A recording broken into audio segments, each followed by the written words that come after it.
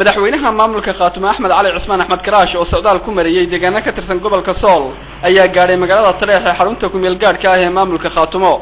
boqolaal dadweynaha iyo sidoo kale gaadiid tiro badan ayaa ka qayb qaadanayay soo dhaweynta madaxweynaha Khaatumo Axmed Cali Cismaan Axmed Karaash kuwaas oo markii dambe meel fagaara isugu soo baxay madaxweynaha oo la hadlay dadweynihiisa ka sida weyn ugu soo dhaweeyay magaalada taariikhiga ee Taleex ayaa u mahad celiyay dadkii sida diiran ugu soo dhaweeyay halkaasi aad iyo aad baan u mahadsantihiin guuta koobaad dhalinyarada ardayda baxadka taagnaydeen aad baan ugu cudur daaranaynaa runtii waa idin salaamaynaa salaan ka bacdi waa idiin nimi hawl baanu ku maqnayn aad nagu ogeydeen waa idiin nimi waxaan idiin sheegayaa Taleex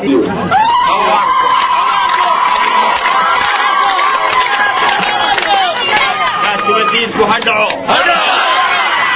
kan qaska iyo labka kula jira ha dhaco kan kala furfuraya ha dhaco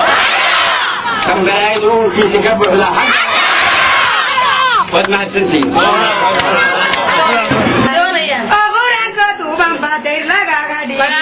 waxaanu ku dul saarnay duco aan qiyaas lahayn wixii ku tanqaba rooxajin baanu daray wadurkaadaw taalinaye soo dhowow axmeedow dhigayagii baatee soo dhowow axmeedow adanu kugu dharane soo dhowow axmeedow adabaagu waa dhintee soo dhowow axmeedow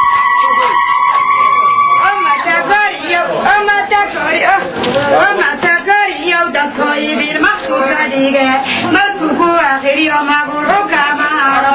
madigi daro sidiisii maryun qof noqo marintaytaada noqotala jannada bulshada